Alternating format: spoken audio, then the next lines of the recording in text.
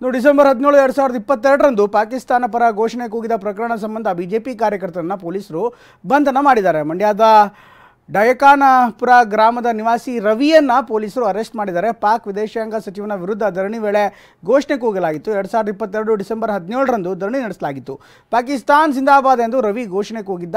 ಕನ್ನಂಬಾಡಿ ನಿವಾಸಿ ಕುಮಾರ್ ದೂರಿನ ಮೇರೆಗೆ FIR ದಾಖಲಾಗಿತ್ತು. ಈಗ ಆತನನ್ನು ಬಂಧಿಸಲಾಗಿದೆ. ಒಟ್ಟಿನಲ್ಲಿ ಆತ ಘೋಷಣೆ ಕೂಗಿದಂಥ ವಿಚಾರ ಏನಂತೆ ಈಗ ಅವನನ್ನು ಕೂಡ ಬಂಧಿಸಿ ವಿಚಾರಣೆಯನ್ನು ಮಾಡಲಾಗ್ತದೆ. ಒಟ್ಟಿನಲ್ಲಿ ಈ ಒಂದು ಪ್ರಕರಣ ಏನಂತೆ ಹಿಂದೆ ಡಿಸೆಂಬರ್ 17, 2022ರಂದು ಪಾಕಿಸ್ತಾನ ಪರ ಘೋಷಣೆ ಕೂಗಿದಂಥ ಆರೋಪ ಈಗ ರವಿ ಮೇಲೆ ಇದೆ. ಹೀಗಾಗಿ ಅವನ ವಿರುದ್ಧವೂ ಕೂಡ FIR ದಾಖಲಾಗಿತ್ತು. ಒಂದು ಕಡೆ ವಿಧಾನಸೌಧದಲ್ಲಿ ಪಾಕ್ ಪರ ಘೋಷಣೆ ಕೂಗಿದ್ದಾರೆ ಅನ್ನುವಂಥ ಮಾತುಗಳೇನು ಕೇಳಿಬಂದಿತ್ತು. ಅದಕ್ಕೆ ಈ ಒಂದು ಆರೋಪಕ್ಕೆ ಸಂಬಂಧಪಟ್ಟಂತೆ ಈಗಾಗಲೇ ಬಂಧನ ಮಾಡಲಾಗಿದೆ. ಅತ್ತ BJP ಕಾರ್ಯಕರ್ತನೂ ಕೂಡ ಪಾಕ್ ಪರ ಘೋಷಣೆ ಕೂಗಿದ್ದ ಅನ್ನುವಂಥ ಗಂಭೀರ ಆರೋಪವನ್ನು ಕಾಂಗ್ರೆಸ್ ಮಾಡಿತ್ತು. ಈಗ ಇಬ್ಬರನ್ನೂ ಕೂಡ ಈಗ ರವಿಯನ್ನು ಬಂಧನ ಮಾಡೋ ಮೂಲಕ ಕಾಂಗ್ರೆಸ್ ಸರ್ಕಾರ ಈಗ ಪಾಕ್ ಪರ ಘೋಷಣೆ ಕೂಗಿದ್ದಂಥ ಆರೋಪಿನ ಕೂಡ ಬಂಧನ ಮಾಡಿದೆ.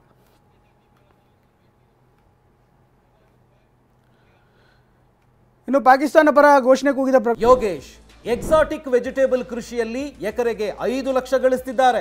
ನೀವು ಕೂಡ ಅವರಿಂದ ಕಲಿಬೇಕಾ? ಅವ್ರ ಜೊತೆ ವಿಡಿಯೋ ಕಾಲ್ನಲ್ಲಿ ಮಾತಾಡಬೇಕಾ? ಈಗಲೇ ಫ್ರೀಡಮ್ ಆ್ಯಪ್ ಡೌನ್ಲೋಡ್ ಮಾಡಿ. ಪ್ರಕರಣಕ್ಕೆ ಸಂಬಂಧಪಟ್ಟಂತೆ ಮಾತನಾಡಿರುವಂಥ BJP ಕಾರ್ಯಕರ್ತ ರವಿ ಹಿಂದಿ ಪದ ಅರ್ಥವಾಗದೆ ತಪ್ಪಾಗಿ ಘೋಷಣೆ ಕೂಗಿದ್ದೇನೆ.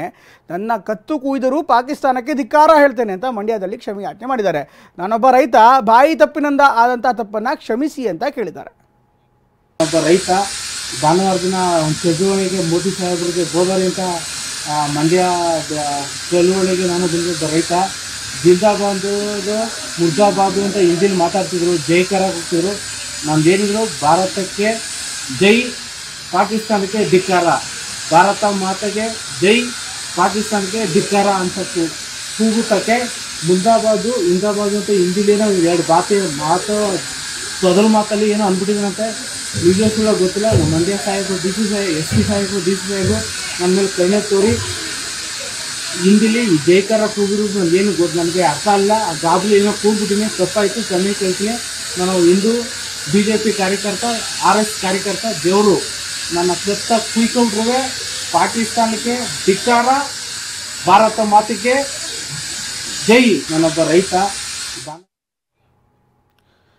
ಇನ್ನು ಅನುಮಾನ ಹುಟ್ಟಿಸಿದಂಥ ಮಂಡ್ಯ ಪೊಲೀಸರ FIR. ಧರಣಿಯಲ್ಲಿ ಭಾಗಿ ಅಲ್ಲದವರ ವಿರುದ್ಧವೂ ಕೂಡ ದೂರು ದಾಖಲಾಗಿದೆ. ಇಂಟ್ರೆಸ್ಟಿಂಗ್ ಸಂಗತಿ ಬರ್ತಾ ಇದೆ. ಅನುಮಾನ ಹುಟ್ಟಿಸಿದಂಥ ಮಂಡ್ಯ ಪೊಲೀಸರ FIR. ಈಗಾಗಲೇ ಕೆಲವರ ವಿರುದ್ಧ FIR ದಾಖಲಾಗಿದೆ. ಆದರೆ ಧರಣಿಯಲ್ಲಿ ಭಾಗಿ ಅಲ್ಲದವರ ವಿರುದ್ಧವೂ ಕೂಡ ದೂರು ದಾಖಲಾಗಿದೆ. BJP ಕಾರ್ಯಕರ್ತ ಶಿವಕುಮಾರ್ ಆರಾಧ್ಯ ವಿರುದ್ಧ ಕೇಸ್ ಆಗಿದೆ. ಶಿವಕುಮಾರ್ ಆರಾಧ್ಯನನ್ನು A1 ಮಾಡಿರುವಂಥ ಪೊಲೀಸರು ಘೋಷಣೆ ಕೂಗಿದ್ದ ರವಿ A2 ಎಂದು FIRನಲ್ಲಿ ಉಲ್ಲೇಖ ಮಾಡಿದ್ದಾರೆ. ಶಿವಕುಮಾರ್ ಅಂದು ಧರಣಿಯಲ್ಲಿ ಭಾಗಿಯಾಗಿಲ್ಲದ ಮಾಹಿತಿ ಇದೆ. ಕನ್ನಂಬಾಡಿ ಕುಮಾರ್ ದೂರಿನ ಅನ್ವಯ FIRನ ದಾಖಲು ಮಾಡಲಾಗಿದೆ. ಈಗಾಗಲೇ ರಾಜಕೀಯ ಕೇಸ್ಗಳು ಯಾವ ರೀತಿ ಇರುತ್ತೆ ಅಂತ ಎಲ್ಲರಿಗೂ ಕೂಡ ಗೊತ್ತಿರುವಂಥ ವಿಚಾರವೇ. ಆದರೆ ಈಗ ಆ ಒಂದು ಸ್ಥಳದಲ್ಲೇ ಇಲ್ಲದಂಥ ವ್ಯಕ್ತಿಯ ವಿರುದ್ಧವೂ ಕೂಡ FIR ದಾಖಲಾಗಿದೆ ಅನ್ನುವಂಥ ಅಂಶ ಬೆಳಕಿಗೆ ಬರ್ತಾ ಇದೆ. ಅದರ ವಿಚಾರವನ್ನು ಈಗ ನೇರವಾಗಿ ಹೇಳಲಾಗ್ತದೆ. ಘೋಷಣೆ ಕೂಗಿದಂಥ ರವಿ A2 ಆಗಿದ್ರೆ ಇನ್ನೋರ್ವ ಕಾರ್ಯಕರ್ತನ A1 ಮಾಡಲಾಗಿದೆ. ಇದರ ವಿರುದ್ಧ ಈಗ ಆಕ್ರೋಶ ವ್ಯಕ್ತವಾಗ್ತಾ ಇದೆ. ಕಾಂಗ್ರೆಸ್ ಪಕ್ಷಕ್ಕೆ ಹೇಳಕ್ಕೆ ಇಷ್ಟಪಡ್ತೀನಿ.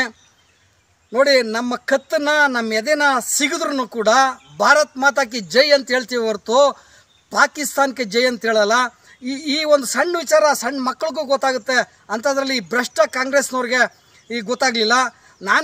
ನಾನಾದರೂ ಹೇಳ್ತೀನಿ, ನಿಮ್ಮ ಹೋರಾಟ ಏನಿದ್ರು ಕೂಡ ನಿಮ್ಮ ಹೋರಾಟ ಈ ಕುರುಕ್ಷೇತ್ರದ ಮುಂಬರುವ ಮಹಾಭಾರತ ಕುರುಕ್ಷೇತ್ರದ ಲೋಕಸಭಾ ಚುನಾವಣೆಯಲ್ಲಿ ತೋರಿಸಿ ನಿಮ್ಮ ತಾಕತ್ತನ್ನು. ನಮ್ಮಂಥ ಮುಗ್ಧ ಕಾರ್ಯಕರ್ತರ ಮೇಲೆ, ದೈವ ದುರ್ಲಭ ಕಾರ್ಯಕರ್ತರ ಮೇಲೆ, ಕಟ್ಟ ಕಡೆಯ ಕಾರ್ಯಕರ್ತರ ಮೇಲೆ ನಿಮ್ಮ ಪೌರುಷನ ತೋರಿಸ್ಬೇಡಿ. ಹೋರಾಟಗಾರರನ್ನ ಕುಗ್ಗಿಸ್ಬೇಕು ಅಂತ ಮಾಡಿದ್ದಾರೆ. ನಾನು ಒಂದು ವಿಚಾರನ ಕಾಂಗ್ರೆಸ್ ಪಕ್ಷಕ್ಕೆ ಹೇಳಕ್ಕೆ ಇಷ್ಟಪಡ್ತೀನಿ. ನೋಡಿ, ನಮ್ಮ ಕತ್ತನ್ನು ನಮ್ಮ